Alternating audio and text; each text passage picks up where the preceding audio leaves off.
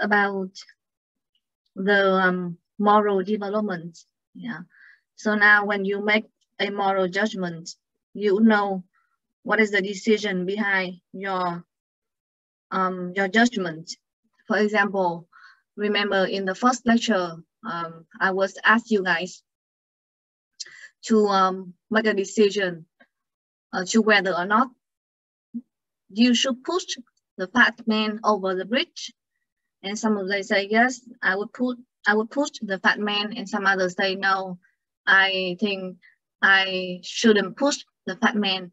And when I ask you what is the reason behind your decision, yeah, some of you say I don't know, I just choose a random one. Yeah, but then now you will have some foundation in order to explain for your decision. You can base on the moral development of Kohlberg, yeah, and then you will understand some of the reason behind your behavior. You will be able to explain your behavior, and we also discuss about moral reasoning, and you also know what is a good moral reasoning. Yeah, by make sure the structure of the moral reasoning is consistent, logical, and accurate, you will be able to make a good judgment with an adequate moral reasoning. Okay, so continuing into the lesson, we are going to talk about the 4 steps leading to ethical behavior. So as you can see right here, as an individual, we want to behave ethically. Yeah. However, being ethical is not an easy thing to do because we are in different pressure, yeah, from the society, from conflict in thinking, from dilemma situation, yeah, which make us very difficult to be ethical, yeah, sometimes. So these 4 steps leading to ethical behavior are going to be the guidance for us in deciding what to do in an ethical way. So the first step is going to be recognizing a situation is an ethical situation. Okay, so in order to carry ethical behavior, you must determine whether a situation is an ethical situation. Yeah, because not every situation in your life is gonna involve with ethical issues. And then you are going to judge what the ethical cost of action is. So in the second step right here, you are going to analyze the situation from different perspectives, and you analyze the possible outcome of each approach, and then you are going to decide which one is ethical, which one is not ethical. In the step 3 right here, you are going to decide to do the ethical course of action. Okay, so you are going to make decision at this point, whether or not you are going to practice the ethical behavior. Okay, and the last one is you actually do it. So when you decide to do it, yeah, and you actually do it, there is a gap right here. Some people they know that the right thing to do is the right thing to do, but then finally when they actually implement the action, they choose the wrong thing to do because they cannot get over the pressure from the environment. So now let's analyze each step in detail in order to understand it more clearly. So step number 1, recognizing the situation is an ethical situation.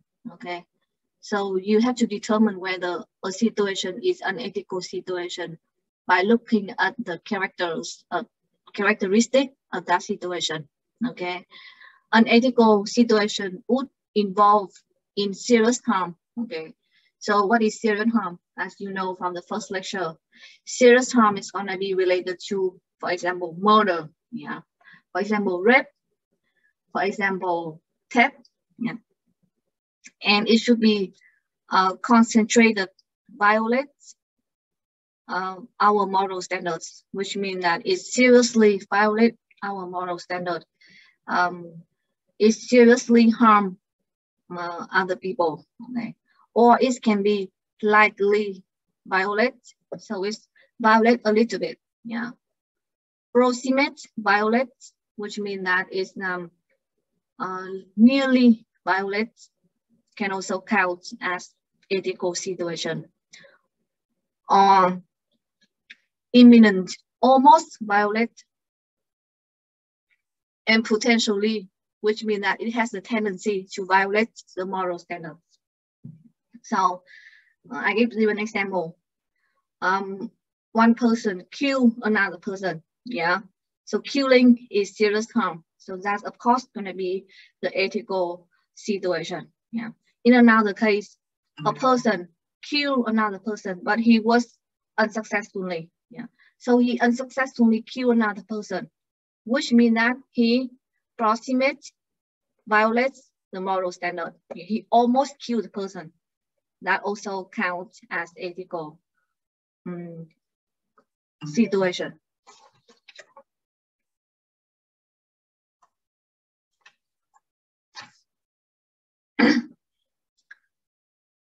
Okay, in another case, the criminal, yeah, he making a plan to kill other person, but he was not be able to exercise his plan, and the police find out about his plan before he actually commits into the act. So so his violation is only was a plan, yeah. He didn't do anything, yeah, but it's already count as unethical situation, yeah, because approximately, yeah, it is also count as the violation of moral standards. Next, we're talking about some interesting stuff. Obstacles to recognizing a situation, okay? When you want to determine whether a situation is moral or not, you are going to have some difficulties, yeah. And 8 issues right here called the moral disengagement, which means that in this issue, yeah, it is immoral, but then people will do not know that it's immoral, okay? People will misunderstand it as immoral, yeah. And people will think that is justified for their action, and it is okay to commit immoral actions. So the first word, euphemistic labeling. What is it?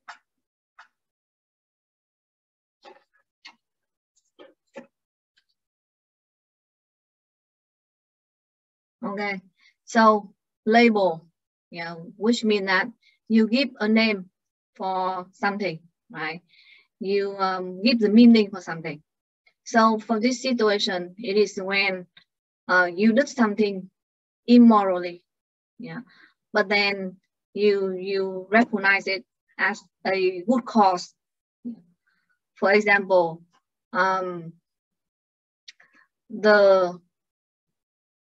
sometimes in Vietnamese family, the parents often hit the children for doing something wrong, yeah.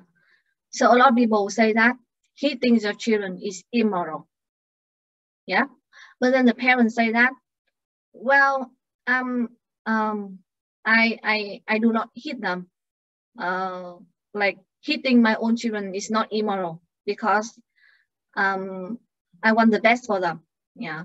And I'm teaching them a lesson, yeah. So want the best for the children and teach them a lesson is a label that the parents put on their immoral acts, yeah, in order to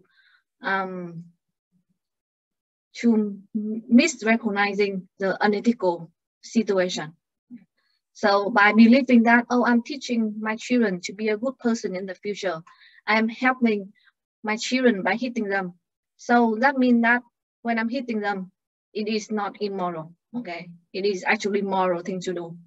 So by giving the immoral action a different label, the person will feel less guilty for performing that act. And will not be able to recognize the immoral situation.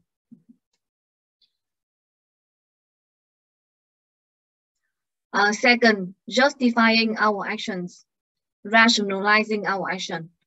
So the second case right here, yeah, they try to look at the benefits of the immoral action in order to justify for the immoral action. Yeah, for example, a person killed Hitler, yeah, in order to save the Jewish people, okay? And they think that, well, my action is good. My action is good because I saved so many people. So my action is moral. Yeah, but actually, killing is immoral. Yeah, you can never change that. But then the person try to justify the wrongdoing, yeah, by look at the benefits of the action.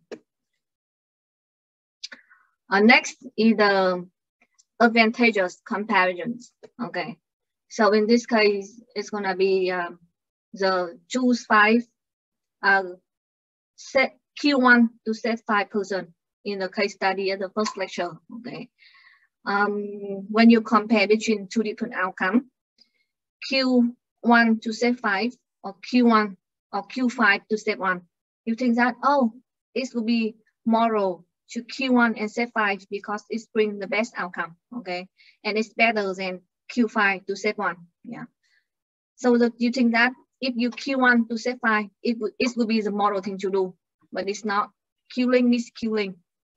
And it will be immoral to Q1, even though it will make you to save more people. It will help you to save more people.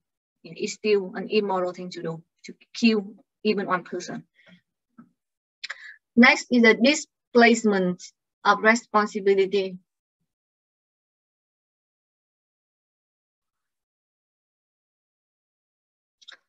This is when you do not recognize your responsibility and you blame other for your own responsibility. Okay, one example I can think of is the case B.F. Goodrich. You remember in that case, the manager request Vanderbilt to write the false report. Okay, and it leads to serious consequences. That is a plane crash, yeah, that almost killed the pilots. So who is gonna be more responsible for the plane crash? Of course, Vanderbilt, right? The one that writes a false report should be fully responsible for the serious consequences. But then Vanderbilt say that, oh, I should not be the one that take responsibility because I just follow the order of my boss. Okay, my boss is the one that require me to do it, so my boss should be the one that take the responsibility. So that is a displacement of responsibility. You try to blame somebody else for your own responsibility and makes yourself feel less guilty, or you think that it's going to reduce immorality in this case. Next, the dispersion of responsibility. What is it? Okay, there is one of the book that is my favorite book from the author Đặng Hoàng Giang. Yeah, I love all his book.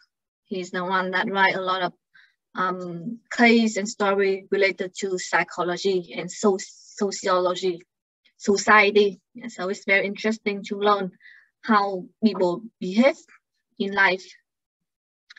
So in here, it's talking about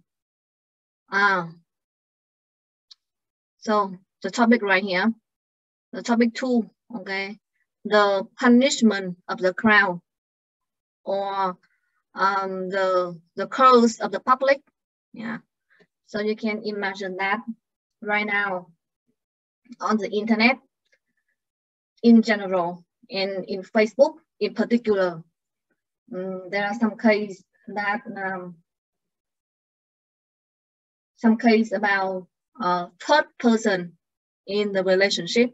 Okay, so like the third person stealing the boyfriend or the girlfriend of a couple. Yeah, so that makes the public very angry. So many people, they stay behind their keyboard of the laptop keyboard and they write a lot of bad words or bad things about that third person. And they think that they are doing the right thing. Yeah, they doesn't feel guilty when they curse the third person. Yeah, you are a slut. You are a bad person. Yeah. You are immoral. They're not giving a lot of bad curse to that person, and they doesn't feel guilty about doing it. The reason they not feel guilty about doing it because they see that so many people are doing the same thing as them.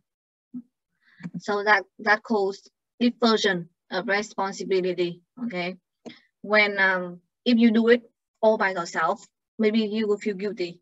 Okay, but if you do it as a group, you will no longer feel guilty. Yeah, because you feel like the responsibility is going to be distributed for everyone in the group, and then you will have less responsibility to the wrongdoing. So that is a dispersion of responsibility. Next, we're talking about the distorting the harm or disregarding the harm. Okay, this means that we do not think about the consequences when we perform the act, the wrongdoing. Okay, one example that I can think of is the murder case happened in Banking Academy maybe a month ago. I guess all of you know about this case. Wow, it's a very bad story. Yeah, about Banking Academy student maybe in second year of college, and she was killed by her boyfriend. Yeah, her high school boyfriend, for not returning his love. He's very angry and he thinks that he has to kill her. Yeah, and then he actually did it. He kills the girl. And when the police come to him and ask him, "Do you know that you did something wrong? Do you know that you killed the girl, a very innocent girl, and then her family lost a daughter, and she lost her future. Do you know that?" And the boy say, "Oh, I'm so sorry. I didn't think about the consequences when I was performing my act. I was just so angry and jealous, and I just want to torture her. I just want to punish her for not returning my love. I didn't know that it's gonna turn out this way. I didn't mean to kill her." Yeah. So by not thinking about the consequences, by not thinking about the harm, the boy feel less guilty, for killing the girl. Yeah. But by not thinking about the consequences, the boy won't be able to recognize the ethical situation. Yeah, and then he kills the girl. Next is the dehumanizing the victim, which means that we do not treat the victim as a human. Yeah. Let's say, okay, one story a very long time ago. I don't know if you remember. Okay, there is a town in Vietnam that have so many dogs in that town, and the people in that town love dogs so much. Yeah, but then a lot of people come to that town to steal the dog and sell to the restaurant to make dog meat. And one day there was one thief go to the town and steal the dog. Okay, but the owner, this time the owner cut the tip, okay, and then he called the neighbors, the friends, the family members all come with weapons and to hit the tips and punish the tips for stealing the dogs, their beloved animal. And they beat the tip to death. So when the police asked, why you guys kill a person? Yeah, why you all beat the tip to death? The owner say, he's not a human. He's killed my dog. He's not a human. He's an animal. Yeah, and he deserves to die. So the reason why the owner killed the tip, because in this case, the owner doesn't treat the tip as a human. Another example I can come up with is, the prisoner. Okay, they did something wrong in the past, and then they go to prison, and then they pay for all the wrongdoing. Okay, and after maybe about 10 years, they finally get released from the prison and become a free person.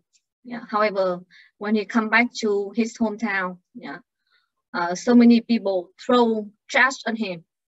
You are a prisoner. You kill human. You don't deserve to live anymore.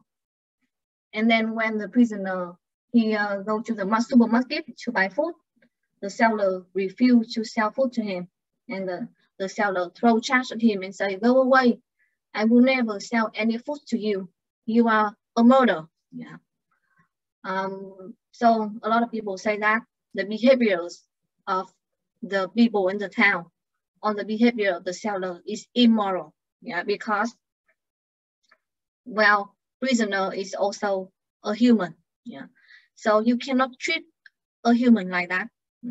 But in the perspective of the seller, yeah, he think, oh, my action is normal. My action is moral, because he is a prisoner. He is not a human. Yeah, he doesn't deserve to be treated as a human because he killed somebody else. Yeah. But it's actually not true. Even prisoner, they still have the human rights. Okay, and not only so in this case, he already paid for his wrongdoing, and he's already got released, and he is a free person now. Yeah. So you cannot treat him dehumanizing behaviors. And the last one, redirecting blame.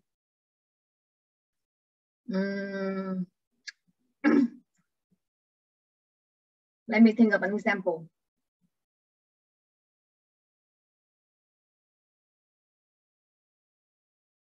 Okay, so for example, you have a motorbike, and then you give your friend a ride to school. Okay, however, in the way to school, you pick up the smartphone to call somebody else, so you were distracted. Okay, and then you crashed onto the sidewalk. You are okay, but your friend got a very serious injuries. Okay, so a lot of people say that, oh, you should be the one that takes the responsibility for the injuries of your friend. But then you say, no, it's not my responsibility. It's her responsibility, because she did not hold tight on the motorbike.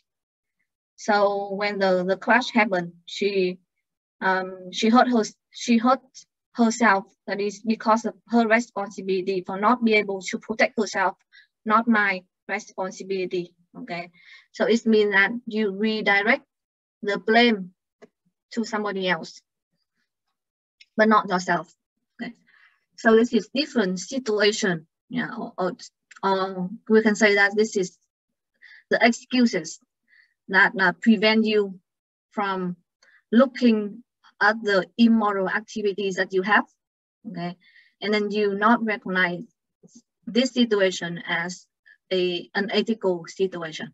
Okay, so you have to be very very conscious in determining the ethical situation. You try to recognize euphemistic labeling, you try to recognize advantageous comparing, and you try to recognize dispersion of responsibility and other examples as well. In order to, you have to put all on the side and to access the issues with a very clear mind and a fair attitude.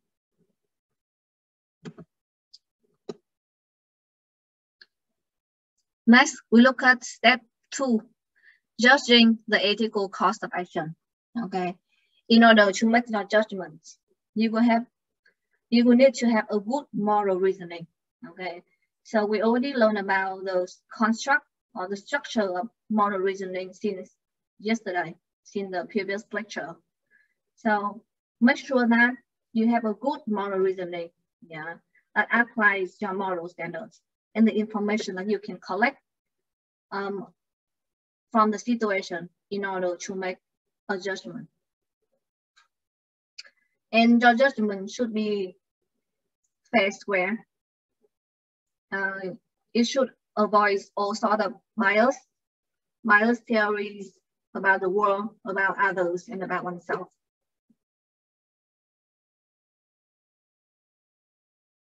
And you should make sure that your judgment is logical, consistent, and accurate. In step number 3, you are going to decide to do the ethical cost of action. Yeah, it's actually not very easy to make a decision because you are under a lot of different pressure. And one of the greatest pressure that can have a big impact on your decision is going to be the culture or the context in which you make the decision. For example, in the case of B.F. Goodrich, Van Devere, he was struggling with making the ethical decision. Yeah, but then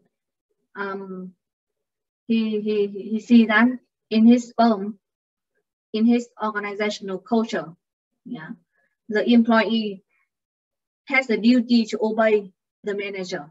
Okay, so it is very difficult for him to turn his back against the manager and do the ethical cost of action. He just has to follow the manager to write the false report because that is what the manager requires him to do.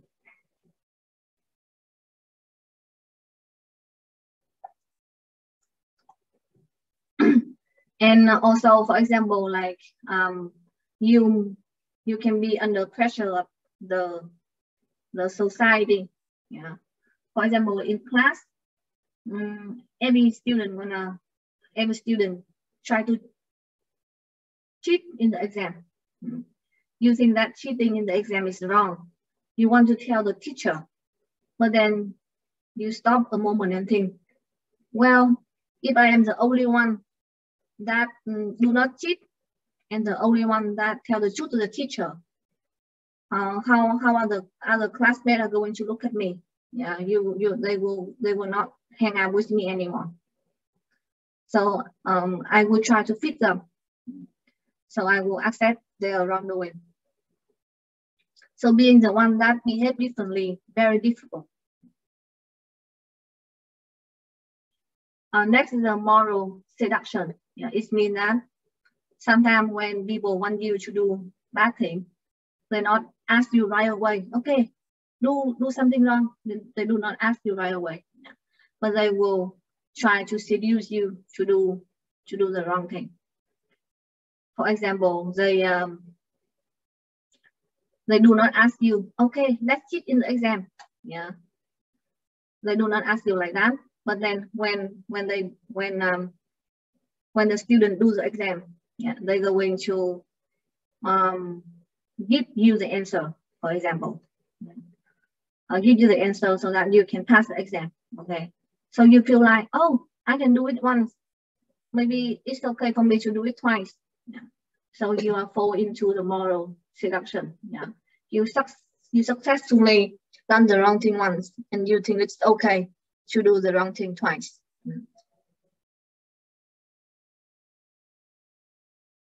So in the second time, when you are cheating the exam, you will feel less pressure. You will feel less guilty. Even though you know the action is wrong, but you will feel less guilty for doing it. And step 4, carrying out the ethical decision. Okay. This is a very difficult step as well. Yeah, not only you need a very strong will, but you also need to have a also you need to have a strong belief about the good side of your action. Okay.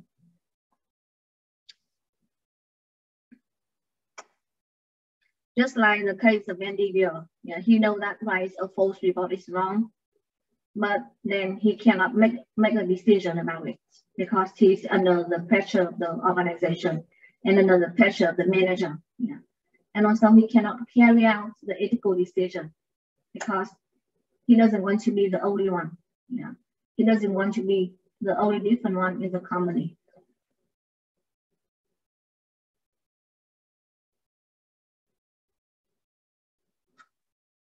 And he doesn't trust his action. He thinks that, okay, if I write the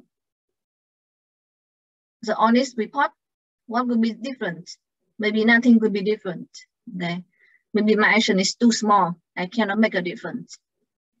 So he doesn't believe in his action, and also he doesn't have a strong will.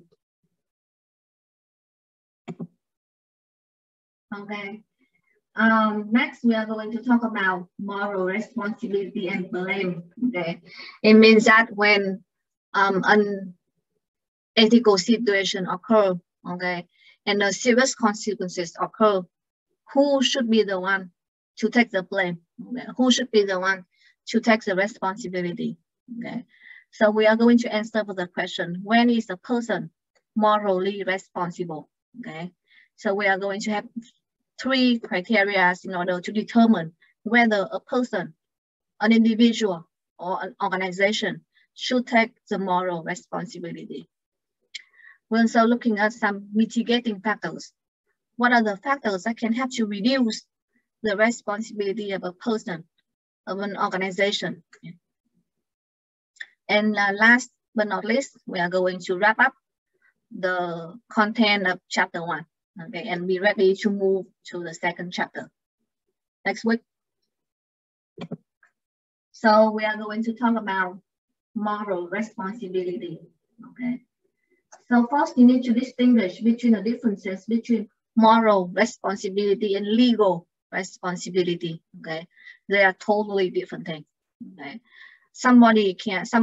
maybe somebody gonna have the moral responsibility, but not the legal responsibility. Okay.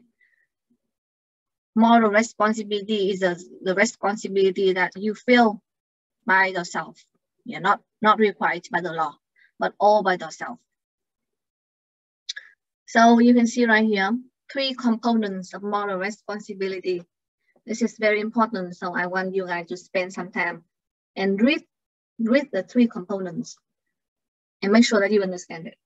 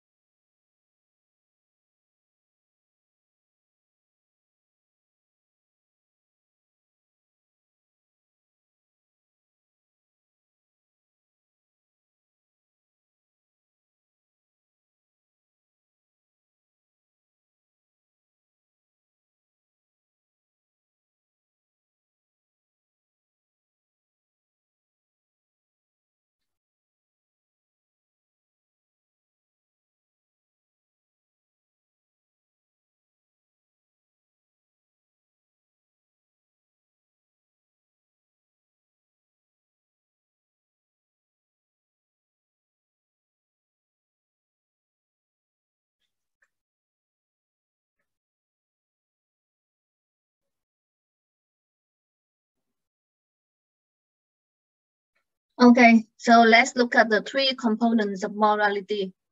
When a person should be blamed, or when a person should take the moral responsibility. Okay, the person may take the moral responsibility if he or she fall into any of the three components of moral responsibility right here. Okay, the first component, person caused or helped cause the injury or failed to prevent it when he or she could and should have. So let me give you an example. Okay, I guess you guys all know this case. It's 8 years old young girl was beaten to death by her stepmother. Okay. I'm gonna summarize very quick the details of the case. So there is a very happy family, husband, wife, a daughter, and a son. Yeah. But then the husband, he has an affair with another girl at work, and he go home and he say to his wife he want a divorce. So the wife agree with him, and then the wife take the son, the younger one, the younger baby. Okay, and then the dad is in charge of taking care of the girl, 8 years old girl. So the dad and the mistress and the 8 years old girl, they live together. And the dad was so busy at work, so he allowed the stepmom to take care of his daughter. The stepmom often and continuously beat the young girl, yeah, for maybe not study well, not do the housework well, not behave well. Yeah, so she continuously beats the girl for over 6 months. And one day, after a long period of beating the young girl was died. Okay. So the question is, who should take the moral responsibility for the death of the girl?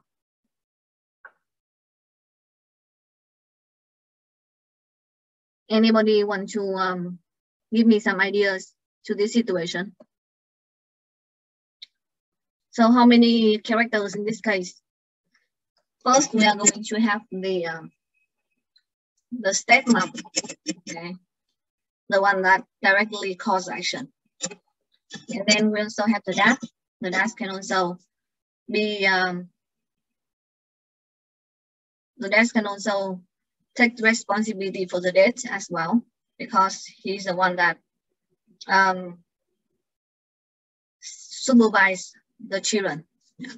And also the real mom, the biological mom, okay, also has a responsibility to take care of the child when then the child will die. So should the mom be blamed for the death of the child? And then we also have the neighbor. The neighbor know everything. They know that in this family, the stepmom often beat the young girl, and the young girl has to go to the hospital several times for the injuries, but then they choose to do nothing. So should they be blamed for the death of the girl? What do you guys think? You can raise your hand or you can send the answer to the chat box.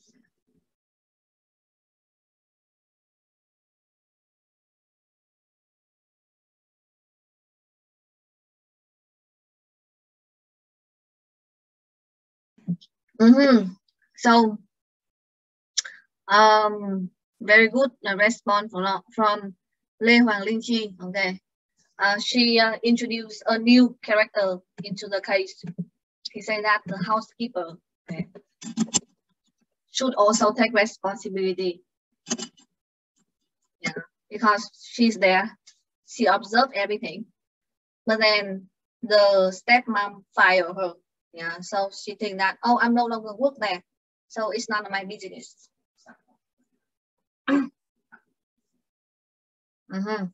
Okay, so let's discuss this case. So the number one person that should take responsibility, of course, gonna be the stepmom. Okay, because the first condition of moral responsibility, person caused the injury. Yeah, so the stepmom is the person that directly caused the injury to the child. Yeah, so she should take moral responsibility according to this theory. Next, she not only directly caused the injury, but she's also know what she's doing. Okay, she's full knowledge with her behavior. She's a very smart person, yeah, very beautiful person, and she's in a very stable state of mind. She's very conscious. She's not crazy or something. She's not drunk. Yeah, she's totally conscious, and she know. She's acknowledged her behavior. Yeah, but she choose to do what she do. Yeah. So she also meets the second condition of moral responsibility. Yeah. She's totally in control of her behavior. And next, she beat the girl 100% on her own free will. Yeah, nobody pushed her to hit the girl. Nobody pressured her to beat the girl. Okay, she did it on her free will. So in these three conditions of moral responsibility, yeah, we can conclude that the stepmom should take the moral responsibility towards the death of the child. Let's look at the second person, is her dad. Should her dad take the moral responsibility? Yeah, he's too busy at work. He goes to work early in the morning and come home very late. He didn't have time to maybe talk to the girl and ask her what's going on. So should he be blamed for the death of the girl?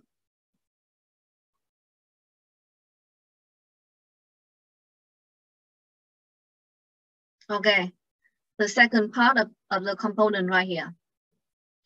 The person has caused the injury or failed to prevent it. Yeah, when he or she could or should have, they definitely also need to take the moral responsibility.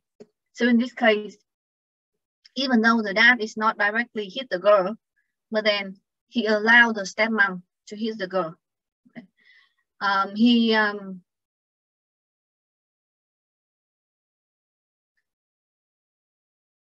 So by allowing the stepmom to hit the girl, yeah, it can be a reason to say that he's helped or he contribute to the cause of the injury. Yeah. And then he also failed to prevent the injury when he could, yeah, by allowing the stepmom to continuously hit her. Yeah. He didn't do anything to prevent it from happening. So he's also need to take the moral responsibility. Okay. Next, we talk about the mom, the biological mom of the girl. She's not directly caused it, but maybe she didn't prevent it when she could. Okay. So the question we have to ask here: Can the biological mom prevent the injury? Yeah. According to the information that we can gather, okay, we see that the mom haven't seen her daughter for almost a year because of the COVID-19. And every time the mom tried to come and see the daughter, the dad was very unhappy. Okay, and he prohibit the mom from seeing the daughter. He separated the mom and the daughter. So by the information, you can see that there is no way the mom can prevent the injury from happening because she's prohibited to get close to the girl. So the first condition, the condition of causality is not met. So the mom is not morally responsible for the death of her child. Next, we talk about the neighbor. Okay, the neighbor, they know everything. Yeah, but they can do something to stop the stepmom from beating the girl. They can call the child center or something, or they can call the police, but then they choose not to do so because they think that, oh, that is a family issue. It's none of my business. I shouldn't mind other people's business. So the neighbor, they could do something to prevent it, but then they didn't do it. So they break the causality condition, and the neighbor should have moral responsibility. And in this case, you should distinguish the difference between moral responsibility and legal responsibility. The neighbor doesn't have the legal responsibility, so the neighbor doesn't have to go to jail for the death of the girl. Yeah, but they will have the moral responsibility. They will feel guilty for not doing anything to stop the death of the girl. Yeah, they will feel like, oh my gosh, maybe I could call the child center and they can come and help the girl. Maybe she will be still alive. But I don't do anything. I feel so guilty. I wish that the time can reverse. I wish I can go back in time and can change the past. I feel so guilty now. I cannot sleep. So the neighbor will feel like they have the moral responsibility, but not legal responsibility. And the last one is the housekeeper, right? So the housekeeper, she's also know everything. Yeah. But then she didn't tell anyone. She didn't do anything because she thinks that, oh, I'm no longer work there. So it's none of my business. So I don't want to get in trouble. So I better accept the truth and let they solve their own family issue. So actually she could do something, but then she didn't. So she also has the moral responsibility. And moral responsibility is not legal responsibility. She didn't have to go to the jail for letting the girl die, but then inside her, she will feel very guilty, or don't do anything to save the girl. So based on the three components right here, it can guide you to determine whether who should take the moral responsibility for the serious consequences. Okay. Now let's look at a person is not morally responsible for an injury or a wrongdoing if the person did not cause and could not prevent the injury or the wrong. Yeah, this is the case of the biological mom. The mom did not cause the death of the daughter, okay? And there is no way for her to prevent the injury. She cannot do anything. Yeah, she's inability to do anything to prevent the injury. So she should not morally responsible for the death of the daughter. In the second condition, the person did not know he was inflicting the injury or the wrong. Okay. So maybe we can justify or we can defend for the stepmom from taking responsibility by saying like, oh, the stepmom was mentally disordered. Okay, so she's not very sober and thinking. Yeah. She's only she's only reached 9th grade education, so she's very low education, so she won't be able to acknowledge her behavior. And maybe she's currently very sick, so she's also cannot control her behavior. By using the second condition right here, yeah, we can justify for the responsibility of the stepmom. we can defend for the stepmom from the wrongdoing.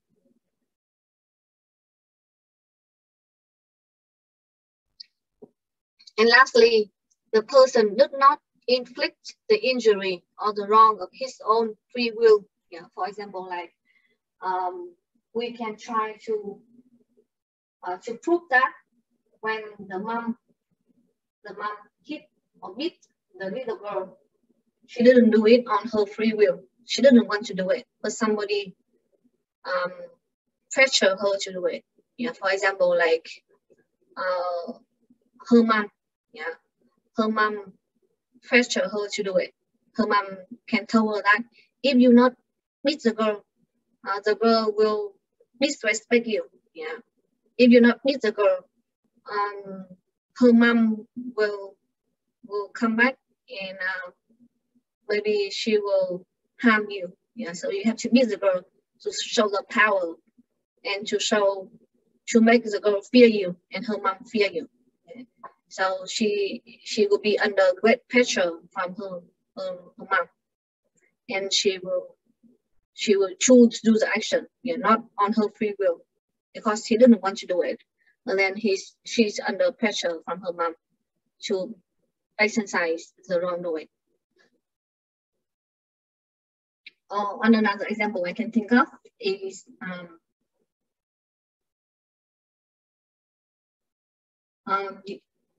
a person doesn't want to kill another person, yeah, but then he's in under great pressure, yeah, because if he doesn't want to kill the person, yeah, then his family will die. So he has to kill the person in order to save his family. Yeah. So when he do the wrongdoing, when he kill another person, it is not because of his own free will, yeah, but because of the pressure that he's bearing, the loss that he's bearing. Okay, so in this page, it explains you more about the situation that will help you to reduce your moral responsibility.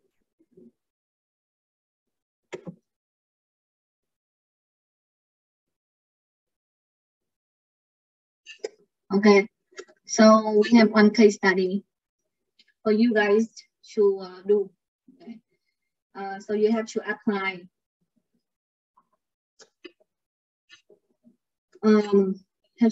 the 3 components of moral responsibility in this case, and find out who should be the one that takes the moral responsibility. So this case study is in the book.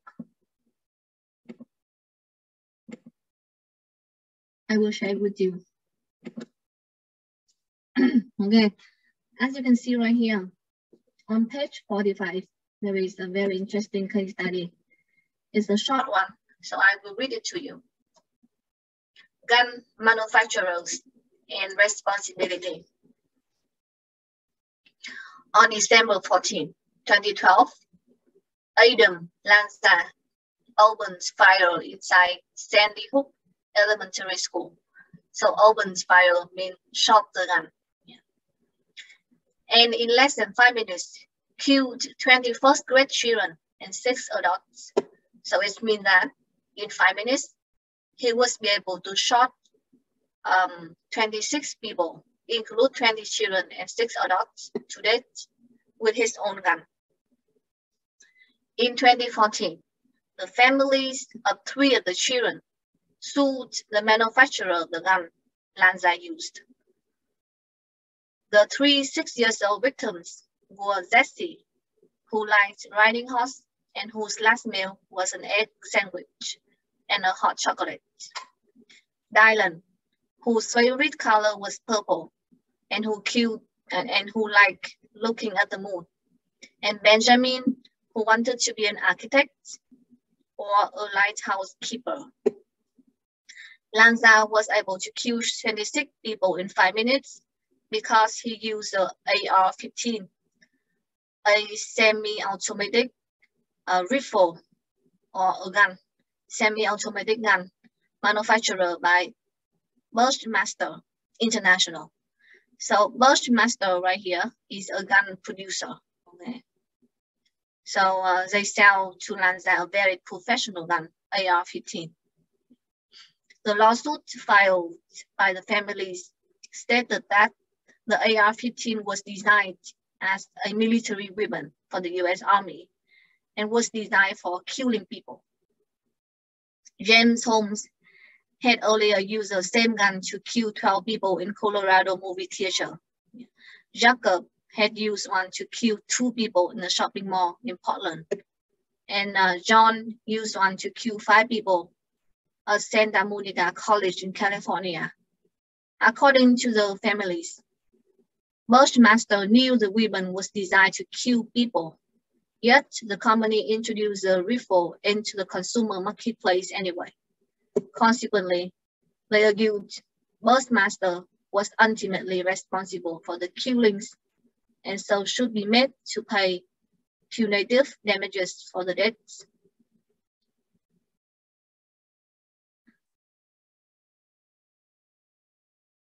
This is a real lawsuit. Okay, you are going to analyze this case, and then we are going to look at the real outcome of the suit to see how the judge determined in this situation. Okay, so the first question is Bushmaster morally responsible for the 20 deaths at Sandy Hook Elementary School? Why and why not? Okay, so for this question, you give me the answer yes or no, and then an explanation. Okay, try to use the theories that we just discussed in explaining this case. Second, are gun manufacturers morally responsible for any deaths caused by the use of their guns? Yes or no, and then explain. 3, are manufacturers of other products ever morally responsible for deaths caused by the use of their products? Okay, yes and no, and then you give me an example.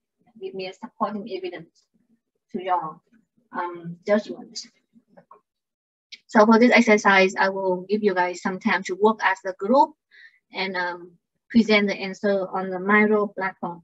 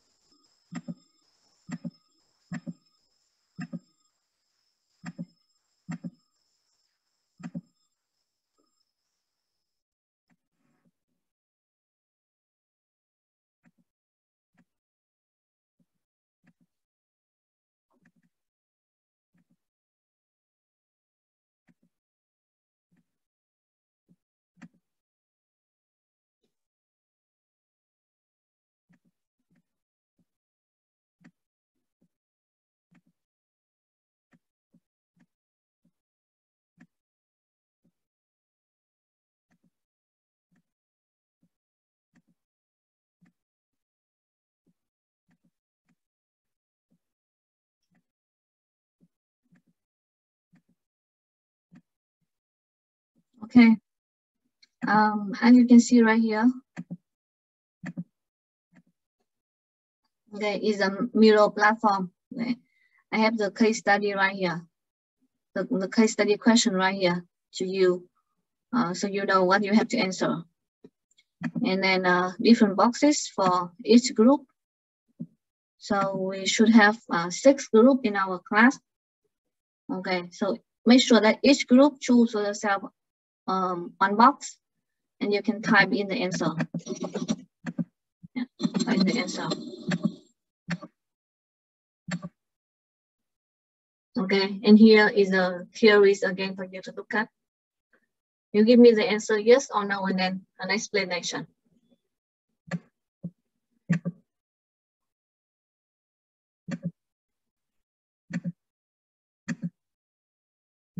Okay, so I just send the link of the Miro to your chat box, so you can come in and complete this exercise. And I will give you guys maybe 15 minutes for this exercise, 5 minutes for each question. Okay. And one group with the best answers will be rewarded with 1 extra credit to your group project.